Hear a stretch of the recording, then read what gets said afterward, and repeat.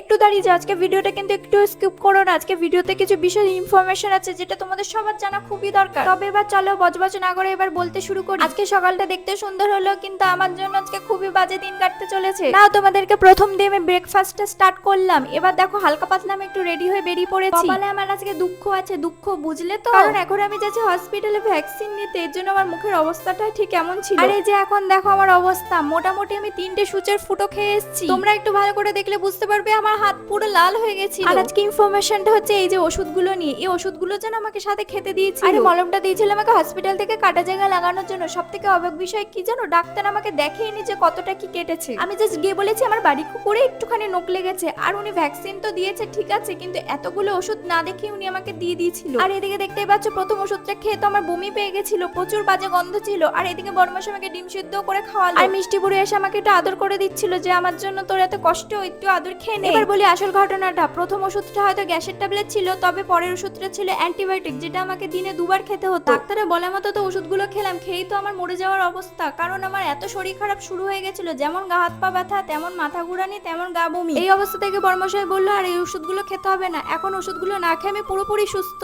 এবার তোমরাই বলো আমি কি বলবো। তোমরা কিন্তু অবশ্যই সচেতন হয়ে যাও এই বিষয়গুলো নিয়ে। এই অসুস্থতার টাইমে যারা আমাকে মোটিভেট করেছে, অনেক অনেক ভালোবাসা দিয়েছে, চলো তাদের নাম নিয়ে নি। হাই দিদি, বোনু, পিঙ্কি দিদি, তোমাদের জন্য অনেক অনেক ভালোবাসা। সবাইকে বলছি এদের দুজনকে অবশ্যই সাপোর্ট করো। ভ্যাকসিন নেওয়ার পর আমার তো রান্না করার কোনো শক্তি ছিল না, তাই বড়মশাই গিয়ে বিরিয়ানি নিয়ে আসলো এই বৃষ্টিতে ভিজে ভিজে। সত্যি কথা বিরিয়ানিটা হেভি টেস্টি ছিল, আর আমি খুব মজা করে খেয়েছি। আর যারা এখনো সাবস্ক্রাইব না করে আমার ভিডিওটা দেখছো, তারা প্লিজ সাবস্ক্রাইব করে দাও।